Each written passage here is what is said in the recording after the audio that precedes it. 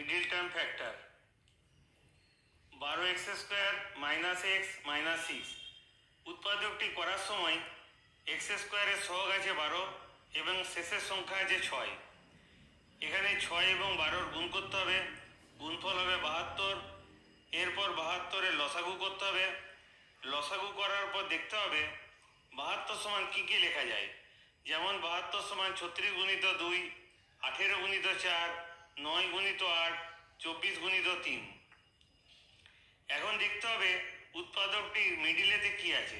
উৎপাদকটির মিডিলেতে একটি এক্স আছে, অর্থাৎ আমাকে মেলাতে হবে এক মেলাতে হবে।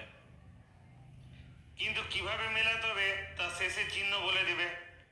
এরপর দেখতে হবে শেষে যে সংখ্যাটি আছে 6, তার চিহ্ন কি আছে।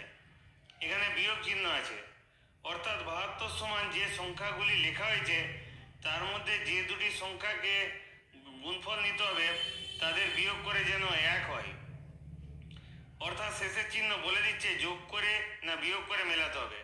এখানে যেহেতু বিয়োগ চিহ্ন আছে তাই বিয়োগ করে মেলাতে হবে, এবং মিডিলে যেহেতু একটি এক্স আছে সেহেতু বিয়োগ করে 1 মেলাতে হবে। অর্থাৎ দ্বিতীয় লাইনে মাইনাস এক্সের বদলে লিখতে হবে -9x + 8x। তৃতীয় লাইনে প্রথম দুটি পদ থেকে কি কমন যায় তা লিখতে হবে, অর্থাৎ 3x কমন নিতে হবে।